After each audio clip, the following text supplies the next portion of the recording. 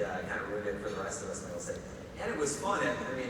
We realized, go where the fish are. You can fish where the fish are. If a lot of people are in Craigslist, or today a lot of people are on Facebook, we want to go where they are. If you knew a lot of your prospects in your town or in your area, if they all went to the same restaurant or they went to the same country club, you'd want to go there and visit them. So we were talking about why Facebook. Well, because that's where all the people are. And we're seeing that, we're talking about Instagram. We're seeing other social medias trending, or they're picking up steam, or there might be certain ways to do that. So we want to go where the eyeballs are, where our potential new customers are, or where our existing customers are. So tell me your philosophy around this. The philosophy, of course, is we want to build a database. Okay. You've taught us, data is the new oil. Build a moat around your existing database, and then who else can you add? So we kind of view it, we're doing both. We're protecting our 33 touch, right? And we're insulating them from the realtor, that kind of thing. And at the same time, we can bring lots of new people, even targeted by zip code, area. So what's the strategy? Got it. So what's your strategy in around Facebook? What are you trying to accomplish? The strategy really is we want to provide compelling content. So the content has to be compelling. That could be a particular new listing. People are conditioned from HGTV and other things. For voyeurism and that kind of thing, they might want to just see a really interesting property. They might want to see a particular property, and it could be a high-end property. It could be a really low-end fixer-up property that represents, potential flip or something like that. So we want to provide compelling content that gets them in, a way to convert them quick. Like on Facebook, you can use their lead form. Okay, so let me back up. I really want you to nail this idea of compelling for me. Yeah, it has to be compelling. So it could be, this is similar to when a nosy neighbor goes to an open house, right? You can still hit those people in that town online. They get a chance to see that house. And of course, we do the forced registration so that we're gathering their information. There's a nuance there too. A lot of people click on the compelling content. You might force them to fill out a Facebook lead form, and they don't fill it out right away. So we can retarget those people, even if they come to the site once and then they bounce off the site. We can use a Facebook pixel, and it will track them throughout the rest of the process. We can retarget them with future ads. So it becomes a kind of online farming, right? Where we're zeroing in on the people that we want, even some of the people that were on the site didn't come back.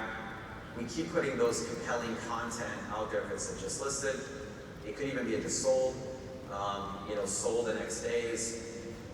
We do all kinds of different strategies on that, and it doesn't always have to be pay-per-click. It can be, the typical photos at closing or whatever. They might seem real, touchy-feely and that kind of thing. A lot of people still like that. They like to know online that you're people helping other people, the rapport and the trust. All that relationship can also be built and integrated in the digital world, just like we see it in the physical world. Sounds like all the content is very directly related to the buying and selling of real estate.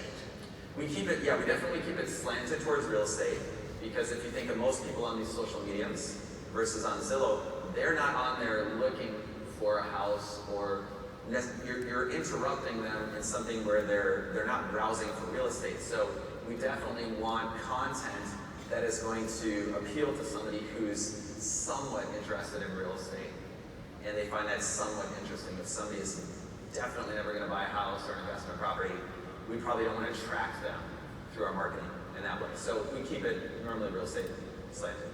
Now, talk to me about follow-up. So, yeah, follow-up's a big one, similar to Justin. So we do 10 calls. So immediate response, very important, as much as you can, because you're hitting the people while they're normally still on the site. They're having a discussion with their spouse about real estate, whatever it might be. Any of those types of scenarios, you want to reach out to those people. We kind of approach it, we want to go in soft with these registrations. We don't have on there, we're not advertising, you're going to get a call in 5 minutes. So you've got to approach slowly with the topic, and not with a question like, do you want to buy a house today? So you're giving a courtesy call. What would that look like? Yes, I say, hey Gary, thanks for taking my call. This is Sean with 14 Moves at Keller Williams. And I'm just calling because I noticed you've been browsing on our website, and I was giving a courtesy call, just follow, see if you had any questions about real estate. So when you extend a courtesy to somebody, they generally want to extend a courtesy back. You're starting the conversation real low level, just see if they have any questions. Somebody who's really hot, they really, they want to go see houses this weekend, they're going to tell you. Everybody else, they're going to feel like, they're not being pressured, they're not being sold something. People want to buy things, they want to be sold things. So when we approach it from that manner, then we're able to cultivate them. So we always start with that long approach. And so if you can get them in that first 5 minutes, that's huge. A lot of people you're not going to get in those first 5 minutes, so they're browsing at 10 p.m. at night or whatever. So those people, again, will do a similar call, and then we've got that call cadence that Jim and Tom at our company have come up with. 10 calls over up to 30 days. Calls, texts, emails we do. We'll set up a similar parameter search, automated home valuation, something like that to, you're seeing, are they more interested on the buy side or the sell side first? We want to see which one might respond better than the other. So we'll do both. And then there's creative tactics you can use. You can ask them, are you thinking of investing in real estate? Anything we can do to escalate the conversation. So if we can get the conversation from email to a phone, or if we can get the conversation from text to a phone, we want to escalate that conversation up over time. And we're really just looking for a response to build a relationship. And that's, I think, where the breakdown happens for most people who are doing this. You can spend a lot of money, you can generate a lot of leads, and the fortune is in the follow-up. So you've got the initial people, and typically, as agents, we're really excited about the plate that's right in front of us. It's that long-term play, those 7 to 12 touches out. And I was sharing with you, we started tracking this internally in our reporting system starting January 2nd of this year. And we even just tracked who had a dial in our system with a potentially valid phone number in the last 90 days. And it was like 23%. It was really horrible. It's a little embarrassing. So we talked about the agents with that. If I told you there was gold buried somewhere in your backyard, and it was buried 10 feet down, and you had 200 digs with a shovel, what would be a smarter strategy? To dig 200 holes 1 feet down, or to dig 20 holes 10 feet down? Same amount of work, same amount of time. Strategy on these online leads is really important, because it's not that they don't want to hear from us. It's not that they're not even thinking about buying a house. You're just playing the follow-up game with them. And it's going to show that you care about it. If you care enough to keep following, and you've got to be able to keep it creative, change it up. You don't want to use the same message every time. I was sharing, we even have one where, I think it's maybe call number 6 or something like that, where we're saying, hey Gary, this is Sean with 14 Moves. I had a quick question. I was wondering, and then we'll hang up on purpose, right? Because I'm eliciting a conversation from you. And somebody who wants to engage with us will. Somebody who doesn't won't. So follow-up is really important. Hold it, you hang on. This will be on the voicemail. This will be on the voicemail. So I haven't reached you live. I'm attempting to, we're at uncontacted. And that's the mountain of leads that will gum up your system if you have one of these strategies. If you don't find a consistent, creative way to reach out to those people and get in a dialogue with them, it won't go anywhere. And now, once we get them on the phone, of course, we got the scripts and dialogues to guide them through the process, timing, motivation. So follow-up is huge. Gotcha. And for you, it's the same. I think you said follow-up divided into 30 days and forever, right? Call 10 times, Yeah. customer search, text. It's the same game plan as in the guys. Yeah, basically, we didn't really talk about it, but we got the 30-day plan, but after that, it's 5 years. Yeah. Over 5 years long. And the average e-lead, and I was going to hit this in, the average e-lead takes 180 days to convert. So you've got to be fully invested in it. A friend of mine, Yeah. Is that your experience? Yeah, we've got the 30 to 90 day plan, and then we got 90 day plus. So we do 30 to 90 is weekly. 90 plus is every other week. We're talking call it because the rest of it can be fairly automated. Yeah. And when you get into these kinds of numbers, typically you need yourself or somebody else on a diagram. Because to plow through all those numbers, it would just, there's no way you could reach an efficiency. Do you have a similar standard? I think I heard you say 5 minutes in terms of the speed to the lead. Oh yeah.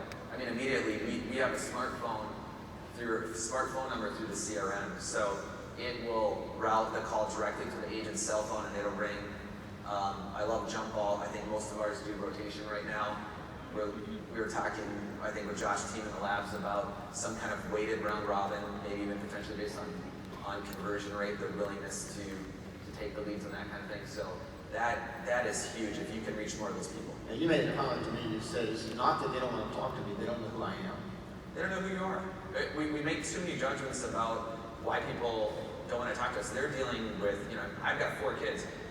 You call me at 2 p.m. on a Tuesday, I might be dealing with 8 different things, right? Or at 6 p.m., I might be dealing with my children. It's not that I don't want to talk to you. It's just that time was inconvenient for me. And you're not high enough yet on my radar because I'm not going to buy a house until 8 months from now. And that's a come list me. That's a double-sided transaction 8 months from now if you get a hold of me. Yeah. All right, Chantel, let's talk. So, I do want to say one thing. Yes, ma'am. I disagree with a couple things they said, but let's just make it fun and just have a little battle here. But I will say with the forced leads, we actually did a test for 3 months because one of my agents was like, we have to stop forcing people to put these leads, blah, blah, blah, blah. And I said, fine, we'll try it for 3 months. Our leads went down by 55% and our conversion. So absolutely, I think that you need to force the leads. forced response. Forced response, absolutely. I've already tested it. Don't even waste your time not doing that. And number 2 is that. No, we force. Oh, okay. Yeah, we I'm sorry. both. I thought you said you All don't. 3 of I us was like, agree. Okay. Forced. They both said they forced. Forced. Okay, I apologize. I misunderstood. That's okay, you said it with energy and you had research behind it. Yes, exactly. Go. Yes, and we do have a 5-minute guarantee. So we tell people, when you call, if you email, obviously we have to answer the phone within 3 rings. And if we don't answer within 5 minutes, we give them a gift card. So that's what we advertise so that everyone knows this is our guarantee that we do this. I love that, setting a standard. Yeah. Yeah, putting pressure on your own team to live up to the standard. Yes, Right? exactly. And then we know if they didn't respond. Well, let's talk about social media. So